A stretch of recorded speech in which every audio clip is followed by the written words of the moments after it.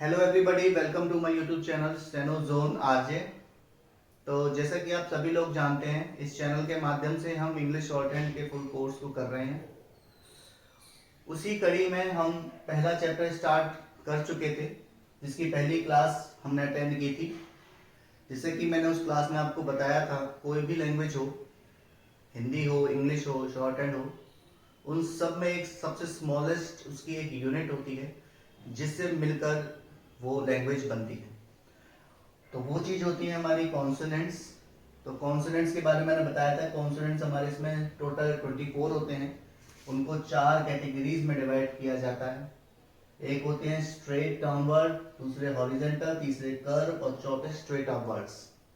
इन चारों में से मैं 2 को क्लियर कर चुका था। 2 में हमने पहले लिए थे straight downward strokes. Straight downward strokes का मतलब जिनकी डायरेक्शन जो है वो ऊपर से नीचे की तरफ होती है। इन सभी की जो डायरेक्शन है वो ऊपर से नीचे की तरफ होती है, hence they are called as straight downward strokes. इन कॉपी में आपकी, जैसे कॉपी की ये लाइन है, उसमें आपकी जो ये स्ट्रोक बनाएंगे, वो स्ट्रोक आपका, उसका साइज जो है वो 1 इंच का 1/6 होना चाहिए। जैसे कि हमारी कॉपी की लाइन है, तो आपकी वो कॉपी की लाइन में इतना आना चाहिए। बात करें इन हॉरिजेंटल स्ट्रोक्स की, तो हॉरिजेंटल स्ट्रोक्स जो होंगे उनकी डायरेक्शन जो है वो इस प्रकार से होगी, जिसमें के का जब साउंड आएगा तो के को बनाएंगे लाइट, और गे का जब साउंड आएगा तो उसको बनाएंगे हम डार्क। तो इसी के साथ से आपकी पहली क्लास का ये रिकैप हो गया। अब हम इसी को कंटिन्यू करते हैं आगे और अपनी क्लास सेकंड स्टार्ट करते हैं, जिसमें आज हम इन कर्व स्ट्रोक्स और स्ट्रेट अपवर्ड स्ट्रोक्स के बारे में पढ़ेंगे। तो आइए क्लास सेकंड स्टार्ट करते हैं। अब हम करने वाले हैं अपनी क्लास सेकंड स्टार्ट। इसके अंतर्गत हम पढ़ेंगे कर्व स्ट्रोक्स के बारे में। जैसा कि हम जानते हैं, कर्व स्ट्रोक्स जो होते हैं वो टोटल होते हैं 12, यानी 12 प्रकार की साउंड जो इंग्लिश में होती हैं, उनको हम शॉर्ट हैंड में कैसे बनाएंगे। तो उसके अंतर्गत ये हमारे लेटर्स हैं, ये उनकी कॉरस्पॉन्डिंग साउंड है। इनको किस प्रकार से शॉर्ट हैंड में लिखेंगे वो हम इसमें जानेंगे। तो सबसे पहला आता है एफ। एफ जिसकी साउंड होती है एफ, हिंदी में इसको लिखेंगे एफ। एफ या इसको कहते हैं हम एफ, ऐसे लिखेंगे। इसको लिखेंगे कैसे? इसको लिखा जाएगा ऐसे, इसकी डायरेक्शन रहेगी नीचे की तरफ और इसको बनाएंगे लाइट। जैसे एफ से कौन से वर्ड बनेंगे, जैसे कि शब्द बना हमारा फिश। दूसरा लेटर जो आता है वो आता है वी। वी इसको कैसे बनाएंगे? इसको भी इसी के जैसे ही बनाएंगे, लेकिन इसको बनाएंगे थोड़ा डार्क, डायरेक्शन इसी प्रकार की रहेगी और इसको बनाएंगे हम डार्क। एक एग्जांपल से समझेंगे। वी से बना सकते हैं हम सेब। तीसरा जो वर्ड आता है वो आता है इथ। तीसरा जो शब्द आता है वो आता है इथ। इथ में जो है वो थ की साउंड आएगी। इसको बनाएंगे हम ओपन ब्रैकेट जैसे बनाते हैं, इस प्रकार से बनाया जाएगा। इसको डायरेक्शन इसकी नीचे की तरफ ही रहेगी और इसको ड्रॉ करेंगे हम लाइट से। और इसी के करस्पॉन्डिंग जो दूसरा है थी, इसको भी इसी प्रकार से बनाया जाएगा, लेकिन डायरेक्शन यही रहेगी और इसको करेंगे हम डार्क।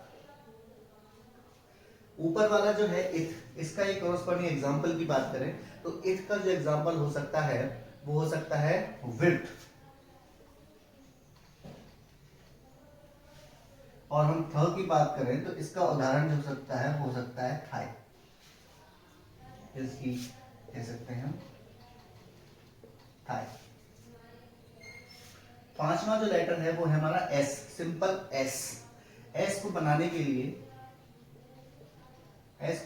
हम इस प्रकार से इस्तेमाल करेंगे, क्लोज ब्रैकेट का इस्तेमाल करेंगे। और ये जो क्लोज ब्रैकेट होगा ये हमारा होगा, डायरेक्शन इस प्रकार से होगी और ये होगा हमारा लाइट। अगला जो कैरेक्टर है वो है हमारा जेड। जेड नहीं है, ये साउंड निकलेगी जी की। जी की साउंड निकलेगी जी, जी की साउंड निकलेगी। ये बनेगा हमारा एस की तरह से ही, डायरेक्शन रहेगी नीचे की तरफ, ये क्लोज ब्रैकेट की तरह बनेगा और इसको ड्रॉ करेंगे हम डार्क। एग्जांपल से समझते हैं दोनों को। जैसे कि एस से बनेगा हमारा सी और जी। ये सील को हमने लिखा, तो सील को कैसे लिखेंगे हिंदी में? सील, और इसको जील। अगला जो कैरेक्टर आता है, अगला जो लेटर आता है वो आता है इश। इश, इश श की साउंड निकलेगी।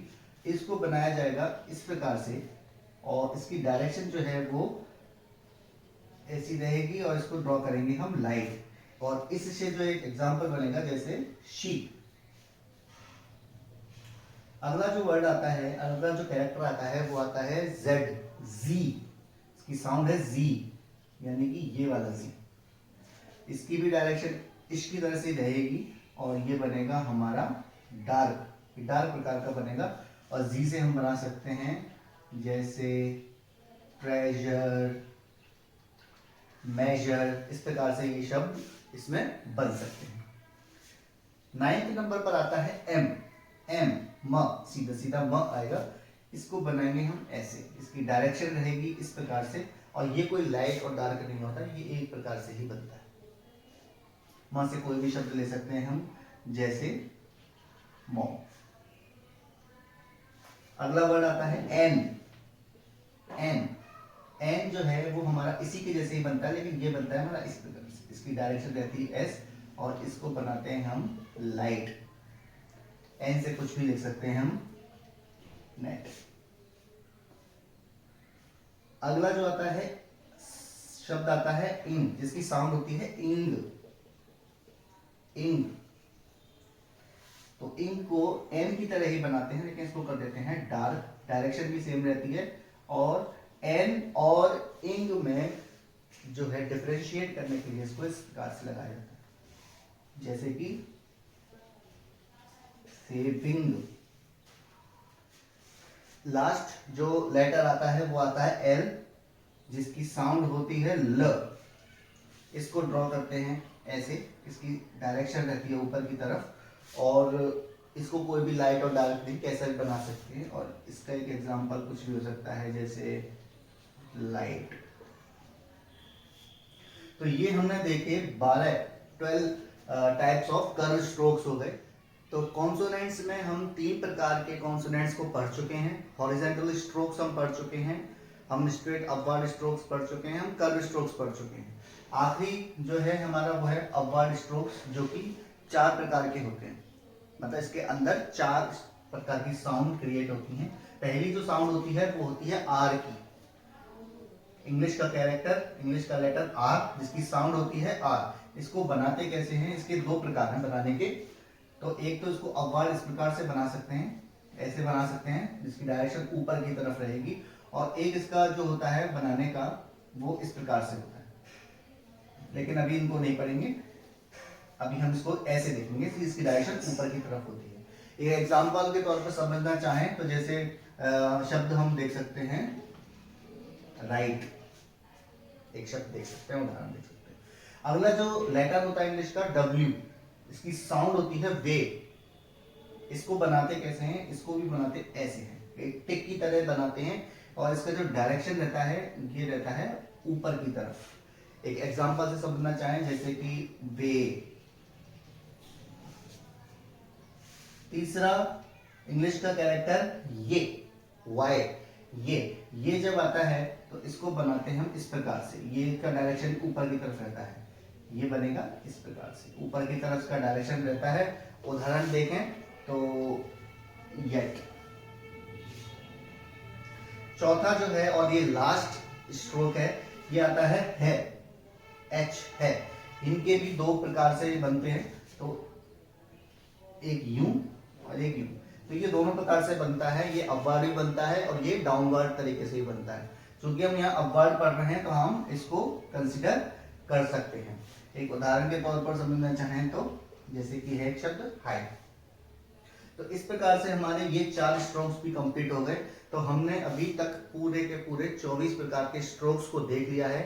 अभी हमने सिर्फ और सिर्फ जो है स्ट्रोक्स की जानकारी ली है। और हमने जैसे कि आपको पहले बताया था कि शॉर्ट हैंड जो होती है वो एक साइन और साउंड बेस्ड लैंग्वेज होती है।